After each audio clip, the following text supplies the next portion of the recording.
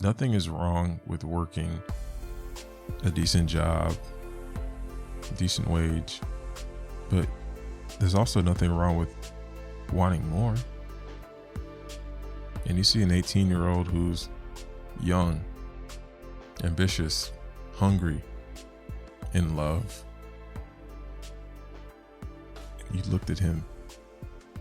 He could be your son. He could be your little nephew. And you told him, don't aim for the stars. Aim for the shelf.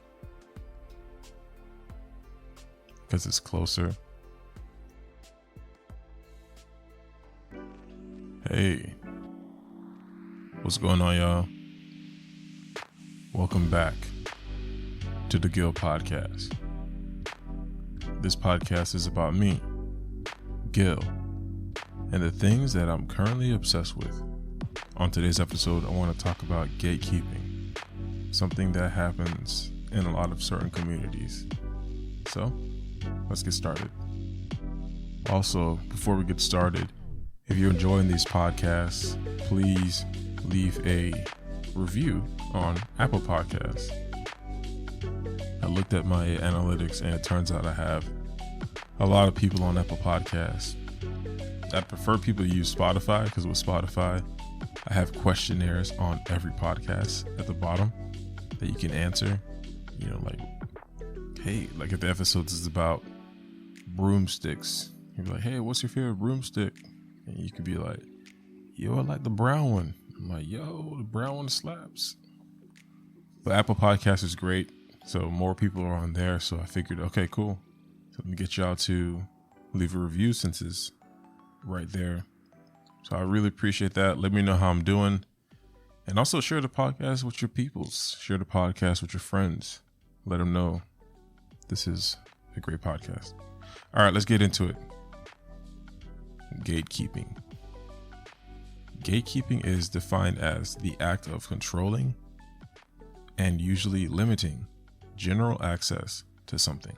That's the definition, and this happens a lot in a lot of different communities, in a lot of different niches and hobbies. There's always somebody who decides who gets to move on to the next step.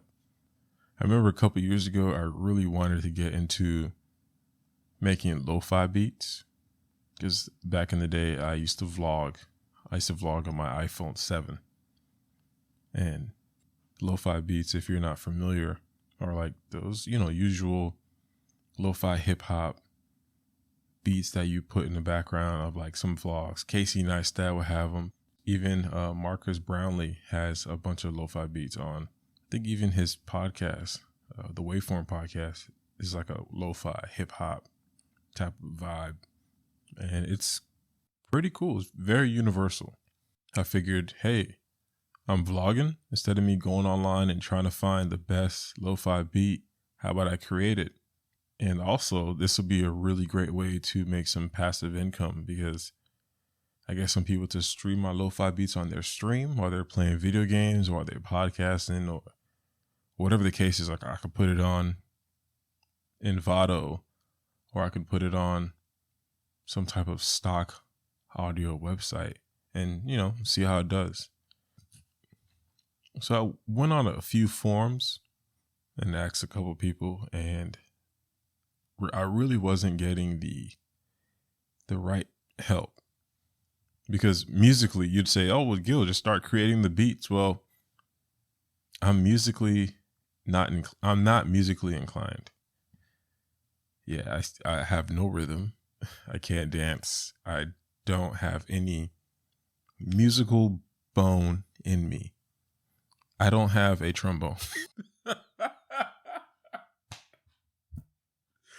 I don't have a trombone.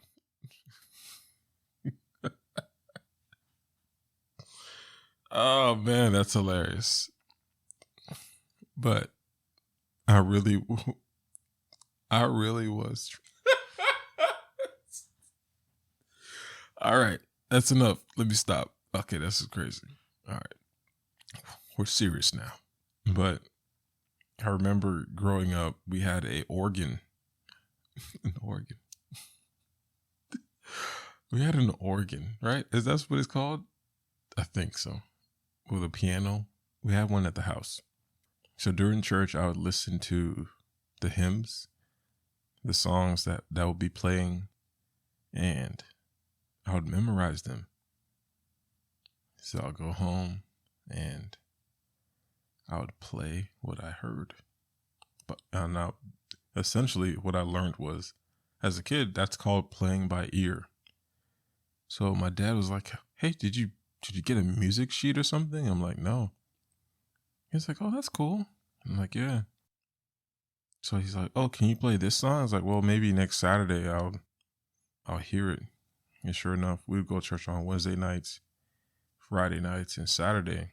So those 3 days I would utilize the time to absorb how the song was played on the piano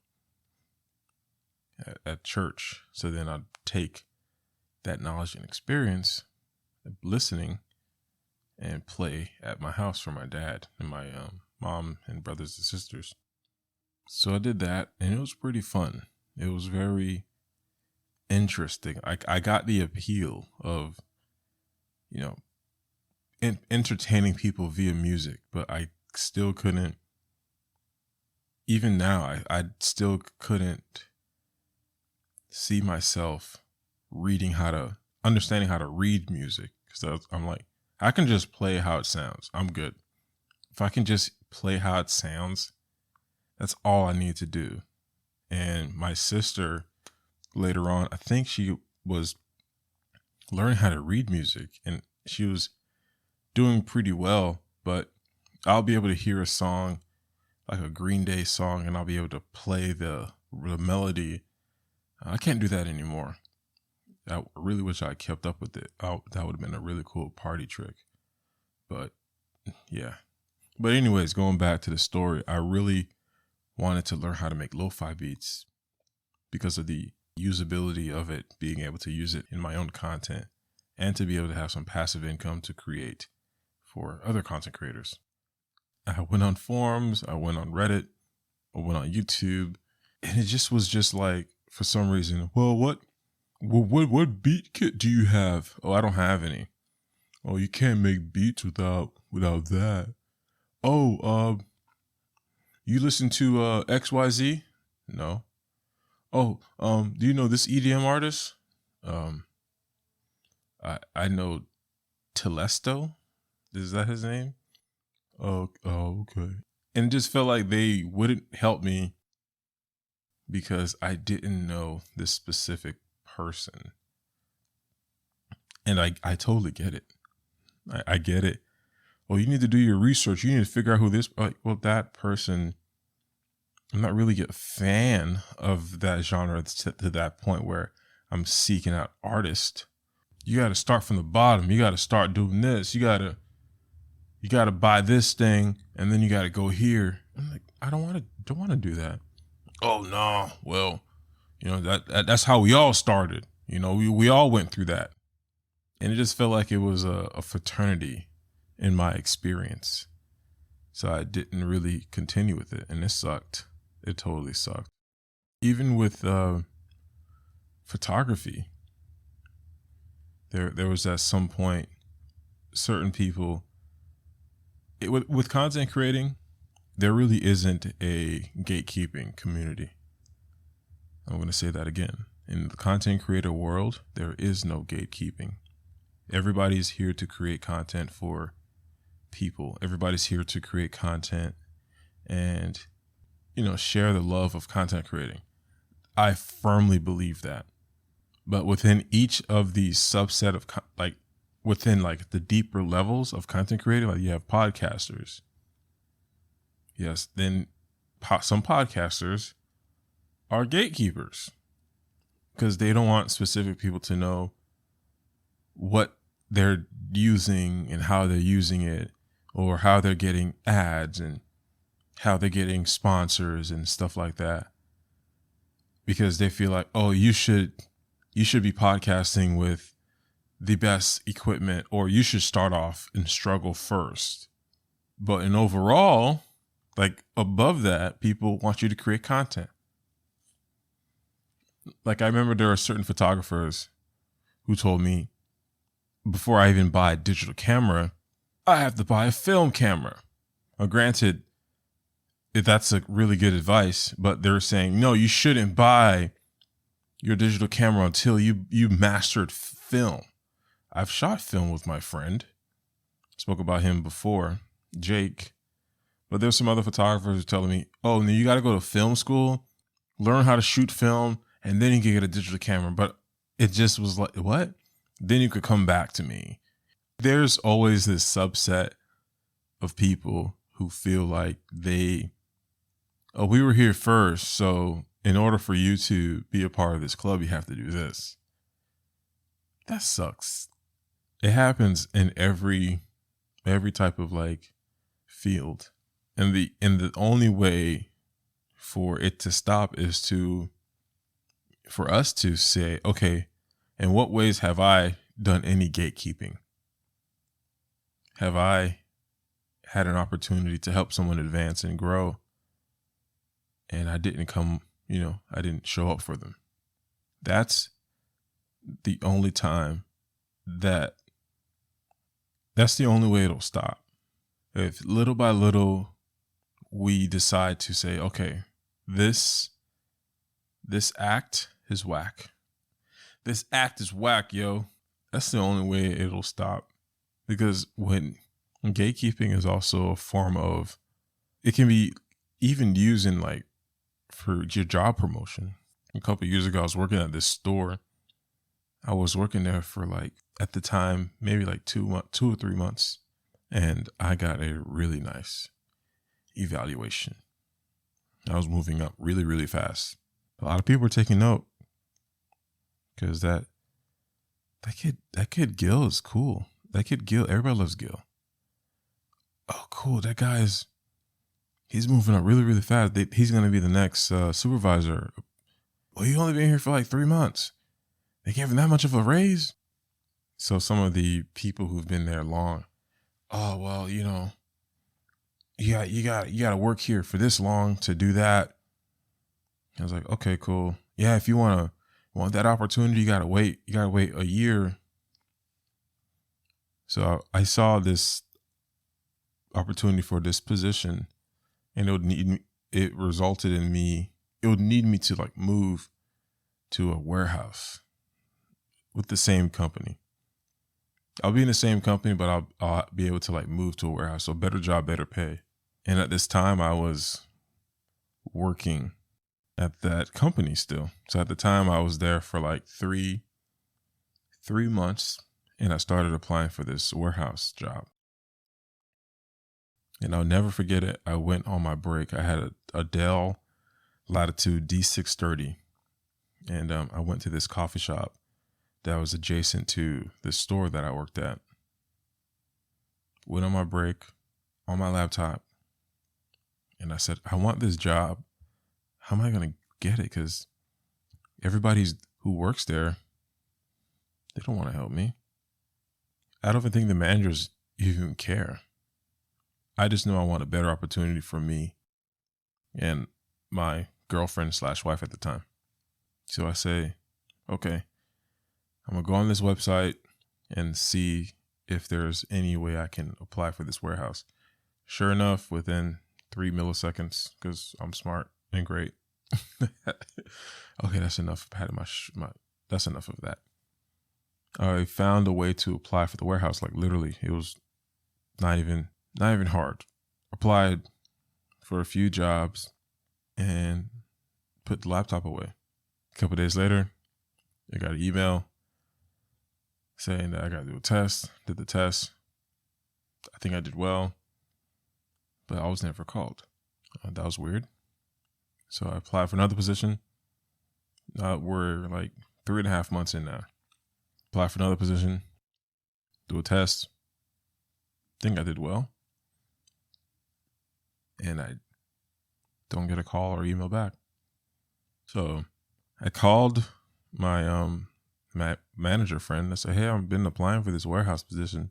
He's like, yeah, they want you to be in there for a year. And I was like, I don't know. I don't have a year. And I was saying this in my head. At the time, I was making $8.25. And I said, I can't move out of my parents. I was 18. And I was like, okay, well, I want to get an apartment because I want to move out of my parents' house. And I want to work here with this company. But $8.25 is not going to cut it. So I went back and applied and did the test. Now we're 4 months in. And you're like, Gil, you just started. Why can't you just sit your butt down and just, do what everybody told you? No. You're going to learn one thing about me. I don't listen to people because people are wrong. People only do things that other people told them to do. And somebody told that person to tell people what to do. Then that person was told by somebody to tell people what to do. And it's like that person, if you really go down the line, they're like, I don't know why I even told people to do that. I just told them to do it. So maybe like the 4.5 month mark, we get a new supervisor. It's a couple things. I mean, I don't want to bring in race into it. This guy was white. He was a young man. He was probably the age that I am right now. And he's been working at the company for a long time. He sees how I've been hustling and bustling, moving up in the ranks really, really fast. And he just told me, hey, Gil, I just see you have like a bunch of emails from the warehouse, from, corporate. I'm like, what do you mean? Yeah, man. They've been trying to holler at you for a while. I'm like, what? Dude, I don't know what it is, man. But like, you should just apply again, bro. Don't worry, I'll keep a lookout for you. Just like, what are you talking about? It turns out I was being held back from moving up towards the warehouse. They didn't want to let me go simply because I'm new. So maybe the 5th month mark, like November, I think it was like November or October or something, I get a call to the office, and he's like, dude, they want you to do an interview next week. I was like, what? He was like, yeah, you get the interview. Went, got the interview, nailed it, of course. I'm awesome. And I went back, and he followed up, and it's like, dude, they loved you. You got the job. I'll never forget the people. This podcast is about like 2 different things. Gatekeeping, and also people who look like you holding you back. Everyone who looked like me were like, hey, listen, I think you should decline that position and stay here. No congratulations. How did you get in there? Yeah, I just applied. Yeah, but how? You got to be in here for a year before you get in there. Says who? Once you get in here, you're working for the company. Who told you that? Well, that's what they always told me. That's how it is. You got to work here for years then to get in there. No, you don't. You just have to get in. It's just that I could have been in there a long time. I just was being held back. I didn't know it. Simply because somebody saw my work ethic and said that, nah, that guy, we're going to make him wait. We're going to make him wait. This lady literally told me, you don't have good time management skills. I'm like, what? Yeah, you don't have no good time management skills. They'll fire you on the spot. They don't play in there. Okay. Yeah, my husband worked there, and he quit because it was rough. Oh, wow. Yeah, I had a friend who worked in there. He got hurt. Oh, wow. If I were you, I would just, stick it out for here. You know what I'm saying, we good in here. I'm like, okay. Nothing is wrong with working a decent job, decent wage, but there's also nothing wrong with wanting more. And you see an 18-year-old who's young, ambitious, hungry, in love. And you looked at him. He could be your son. He could be your little nephew. And you told him, don't aim for the stars. Aim for the shelf. Because it's closer. That's crazy. I guess we'll end it right here. People suck, man. People will always see something in you, especially if you're a remarkable human being. And they'll see something in you that they don't have in themselves, and they'll be like, can't let that person go. Can't let that person pass me. I'm gonna make sure I get ahead of them first. And that sucks. It's just such a crab in a barrel mentality. All right, y'all. Hope y'all enjoy this little podcast. This is a great podcast. You know, somebody asked me that. That's why I said it that way. Somebody, you still doing that little podcast? Yeah, but I'm doing my own podcast now. Oh, for real? That'll probably be another topic about people who don't do anything for themselves other than just, there's nothing wrong with that, but people who don't do anything outside of just doing anything. They just go to work, come home, there's nothing wrong with that. But when you see somebody else doing something that they really, really like, they look down on it. Or they're just probably envious. Who knows? All right, y'all. Hope y'all enjoyed this podcast. Peace. I love you. Also, if you're on Apple Podcasts, please leave a review. If you're on Spotify, answer the little questionnaires at the bottom and rate the podcast. Thanks so much for listening. Peace.